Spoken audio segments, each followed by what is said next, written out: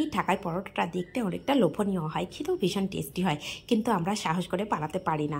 অনেকে জানি না এটা কিভাবে বানায়, অনেকে ভয় পায় কিভাবে বানাবো, ঠিকঠাক হবে কি না, পারফেক্ট হবে। তাহলে স্কিপ না করে সম্পূর্ণটা দেখার অনুরোধ রইল। এই রেসিপিটা কতটা সহজে বানানো যায়, আর যখনই মন চাইবে একদম সহজভাবে এটা বানিয়ে নিতে পারবেন নিজের বাড়িতে আর নিজের মনের মতো করে। তো এখানে এই ঢাকাই পরোটা বানানোর জন্য আমি 1 কাপ ময়দা ব্যবহার করেছি, আর এখানে দিয়ে দেবো ময়দার মধ্যে 3 টেবিল চামচ তেল।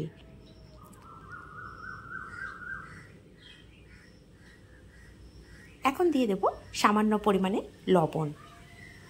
লবণটা অবশ্যই টেস্ট অনুযায়ী, আর সামান্য একটু খাওয়ার সোডা দিয়ে দিলাম। দিয়ে এখন এই উপকরণ কটা খুব ভালো করে মেখে নেব, আর একটু ময়ানটা ভালো করে দিতে হবে। এতে করে কি হবে, ঢাকাই পরোটাটা খুব খাস্তা হবে, সেই জন্য ময়ানটা কিন্তু একটু ভালো করে দিতে হবে সময় ধরে। তো এখন আমি হাতের মধ্যে নিচে মুঠো পাচ্ছি, তখন কিন্তু দলা পাকাচ্ছে না, সেই জন্য আমার মনে হলো এখানে তেলের পরিমাণটা একটু কম আছে, তার জন্য আমি আরও 1 চামচ তেল ব্যবহার করেছি। এই তেলটা দেওয়ার পরে ভালো করে ময়ানটা যখন হয়ে গেছে, সেটা পারফেক্ট কিনা বোঝার জন্য ঠিক হাতের মধ্যে মুঠো পাতলে একটা দলা পাকিয়ে যাচ্ছে, তখনই বুঝে নিতে হবে এটা একদম পারফেক্টভাবে ময়ান দেওয়া হয়ে গেছে। এখন আমি সামান্য সামান্য জল দিয়ে একটি ডো রেডি করে নেব। একবারে বেশি জল দিতে যাবেন না, বেশি জল দিলে কি হবে, একদম ডোটা নরম হয়ে যেতে পারে। খুব নরম করব না, যেমন আমরা রুটি খাওয়ার জন্য বা পরোটা খাওয়ার জন্য যে আটা মাখি ঠিক সেরকমই সফট করে নেব। নিয়ে এটাকে 10 থেকে 20 মিনিট ঢাকা দিয়ে রেখে দিতে হবে। তো 20 মিনিট পরে ঢাকনাটা আমি খুলে নিয়েছি, নিয়ে দেখাচ্ছি দেখুন আগের থেকে কতটা সফট হয়ে গেছে। তারপরেও এখানে আরও 1 থেকে 1.5 মিনিট আমি এটা ভালো করে মেখে নেব।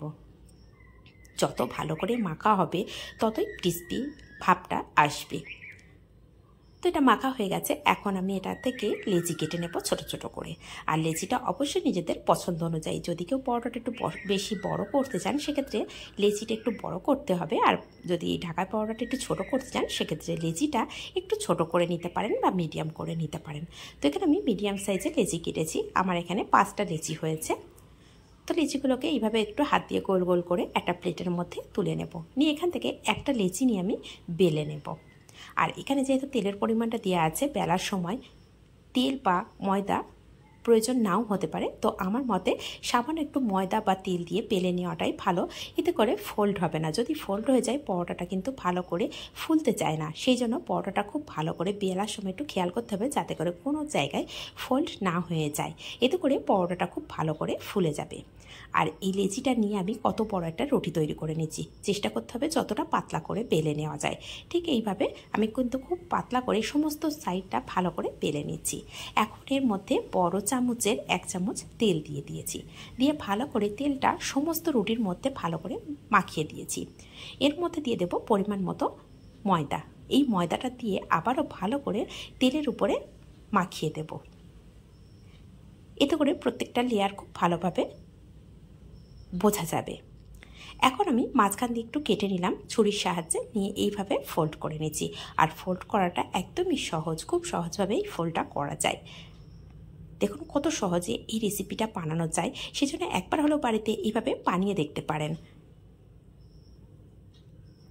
এইভাবে ফোল্ড করার পরে সামান্য একটু অংশ দেখুন রেখে দিয়েছি, এখানে আমি জল দিয়ে দিলাম।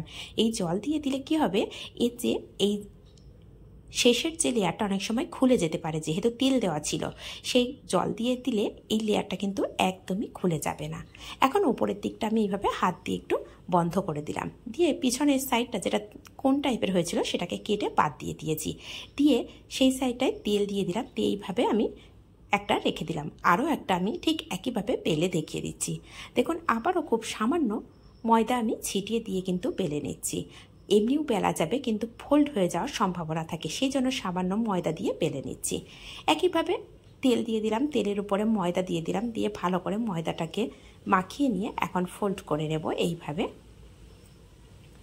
ফোল্ড করে নিয়ে আবারও ঠিক সামান্য একটু অংশ বাদ রেখে দেব। এই জায়গাটায় আবারও জল দিয়ে দেব। এই জলটা দেওয়ার জন্য আবারও বলে দিচ্ছি, জল দেওয়ার জন্য এইটা একদমই খুলে যায় না, না তো শেষে যে লেয়ারটা পড়ে সেটা কিন্তু খুলে যাওয়ার সম্ভাবনা থাকে। এখন আমি হাত দিয়ে এইভাবে একটা আঙুল দিয়ে ওপরে যে অংশগুলো আছে সেটা ভিতরের দিকে দিয়ে দিলাম, দিয়ে যে কোন টাইপের অংশ আছে সেটাকে ছুরি দিয়ে কেটে বাদ দিয়ে দেব। দিয়ে এই অংশটায় আমি তেল দিয়ে দেব। তো এইভাবে তেলের মধ্যে ডুবিয়ে নিচ্ছি, নিয়ে কিভাবে রেখে দিচ্ছি সেটাকেও দেখিয়ে দিচ্ছি। দেখুন এইভাবে সমস্তটা রেডি করা হয়ে গেছে। আর কীভাবে আমি রেখেছি, এখন সমস্তটা যখন রেডি করা হয়ে গেছে তখন এটাকে আমি গোল করে নিচ্ছি, নিয়ে আমি এটাকে বেলে নেব। তো সমস্তটা একইভাবে রেডি করে নিচ্ছি, এতে করে লেয়ারটাও খুব সুন্দর আসবে আর ভাজাটাও খুব ভালো হবে, তাহলে গোল হবে আর ফুলেও যাবে। তো এভাবে সমস্তটা রেডি করা হয়ে গেছে। এখান থেকে একটা লেচি আমি নিয়ে নিচ্ছি, নিয়ে এখন আমি বেলে নেব। আর এই বেলার সময় এখন কিন্তু তেল বা ময়দার একদমই প্রয়োজন নেই, যেহেতু আমি একটা অংশে যেদিকে কোণ হয়ে গেছিলো সেই অংশটা কেটে বাদ দেওয়ার পরে তেল দিয়ে রেখে দিয়েছিলাম, সেই জন্য এখানে তেল বা ময়দা কিছুই লাগবে না। আর সমস্ত অংশটা আমি রুটিটা বেলার সময় প্রত্যেকটা সাইডে একই রকমভাবে বেলেছি, কোনো অংশে মোটা বা কোনো অংশে পাতলা করে বেললে হবে না, এতে করে খুব ভালোভাবে ফুলে যাবে, তাহলে ফুলকো ফুলকো হবে। আর যতক্ষণ আমি এটা রেডি করছিলাম ততক্ষণ আমি একটা সাইডে কড়া বসিয়ে দিয়েছিলাম, তাতে পরিমাণ মতো তেল দিয়ে দিয়েছিলাম, দিয়ে তেলটাকে গরম করে নিয়েছি। আর সামান্য একটা ময়দার টুকরো দিয়ে দেখিয়ে দিলাম যে কতটা সুন্দরভাবে তেলটা গরম হয়ে গেছে। তেল মধ্যে পরোটা দিয়ে দেওয়ার পরে এইভাবে একটু চেপে দিচ্ছি, আর এটা একটু ডুবো তেলেই ভাজতে হবে। ডুবো তেলে ভাজা করলে এই পরোটাটা খুব ভালো করে ফুলকো হবে। আর দেখুন গরম তেল আমি একটা চামচ দিয়ে এইভাবে তেল তুলে মাঝখানে দিয়ে দিচ্ছি, এতে করে ওপর সাইডটাও খুব ভালোভাবে ফুলে যাবে। আর এই পর্যায়ে ফ্লেমটা লো টু মিডিয়ামে রেখে দিতে হবে। লো টু মিডিয়ামে রেখে যদি ভাজা করা হয় তাহলে খুব ভালো ক্রিস্পি থাকবে, আর এটা অনেক সময় ধরে ক্রিস্পি থাকবে। আর যদি আমরা মিডিয়াম ফ্লেম বা হাই ফ্লেমে ভাজা করি, কালারটাও সুন্দর হবে, ফুলেও যাবে, কিন্তু কিছুক্ষণ পরে নরম হয়ে যাবে। সেই জন্য চেষ্টা করতে হবে লো ফ্লেমে রেখেই ভাজাটা করা, এতে করে ভাজাটাও সুন্দর হবে আর অনেক সময় ধরে, ফুচকা যেমন অনেক সময় ধরে ক্রিস্পি থাকে, ঠিক তেমনই এই পরোটাটাও ক্রিস্পি থাকবে। তো দেখুন ওপরের সাইডটা অনেকটাই ফুলে গেছে, সেটা দেখেই বুঝতে পারছেন। তো এখন আমি একটু উল্টে দেব, দিয়ে যে সাইডটা তেলের উপরে ছিল সেটা দেখেই বুঝতে পারছেন কালারটা কতটা সুন্দর এসেছে। শুধু কালারটা সুন্দর এসেছে দেখেই কিন্তু বোঝা যায় যে কতটা ক্রিস্পি হতে পারে। তো একটু সময় ধরেই ভাজাটা করতে হবে। আর এই উপর সাইডেও কিন্তু একইভাবে তেলটাকে দিয়ে দিচ্ছি, দিয়ে উল্টে পাল্টে এইভাবে খুব ভালো করে ভাজা করে নিয়েছি। আর কালারটাও যেমন সুন্দর এসেছে, দেখেই বোঝা যাচ্ছে কতটা ক্রিস্পি হতে পারে। তো এখন এই ভিতরে দেখুন যে লেয়ারটা গিয়েছে, সেই লেয়ারের মধ্যে কিন্তু অনেকটাই তেল আছে, সেই জন্য আমি একটু উল্টে পাল্টে ভালো করে তেলটাকে ছড়িয়ে তবেই তুলে নেব। তো একটা পরোটা আমার ভাজা হয়ে গেছে, ঠিক একইভাবে আরও একটা পরোটা আমি ভাজা করে নেব। আর কতটা ফুলেছে সেটাও দেখে বুঝতে পারছেন। প্রত্যেকটা পরোটাই কিন্তু এরকম ফুলবে বা এর থেকে আরও বেশিও ফুলতে পারে, যদি পরোটার বেলাটা ঠিকঠাক হয়। কত সহজে তাহলে এই রেসিপিটা বানানো গেল। ঠিক একইভাবে আরও একটা পরোটা আমি দিয়ে দিয়েছি, দিয়ে দেখুন একই রকমভাবে তেল দিয়ে দিচ্ছি ওপর থেকে। তো তেল দিয়ে একটা সাইড যখন ভাজা হয়ে যাবে, উল্টে পাল্টে আরও একটা সাইড ভালো করে ভাজা করে নিতে হবে। তো সেইটা দেখুন যখন ভাজা করার সময় খুব একটা ভালো ফোলেনি বা তেল লাগেনি, এটাকেও ঠিক একইভাবে তেল দিলে আস্তে আস্তে ফুলে যাবে বা কালারটাও খুব সুন্দর আসবে। তো এইভাবে আবারও এই পরোটাটা আমার ভাজা হয়ে গেছে। তাহলে কত সহজভাবে এই রেসিপিটা বানালাম, একবার হলেও বাড়িতে বানিয়ে দেখতে পারেন। আর যদি এইভাবে বানান কমেন্ট করতে কিন্তু একদমই ভুলবেন না। আর এটা ফেসবুক থেকে যদি দেখে থাকেন অবশ্যই ফেসবুক পেজটাকে ফলো করে রাখবেন। আর যদি এটা ইউটিউব থেকে দেখে থাকেন চ্যানেলটিকে সাবস্ক্রাইব করে পাশে থাকা বেল আইকনটি প্রেস করে রাখবেন। যখনই কোনো নিত্য নতুন রেসিপি আপলোড করব সবার আগে পৌঁছে যাবে আপনার কাছে। আর দেখুন সার্ভ করেছি ছোলার ডালের সাথে। এই রেসিপিটাও আপনাদের সাথে শেয়ার করতে চলে আসবো আবারও কাল।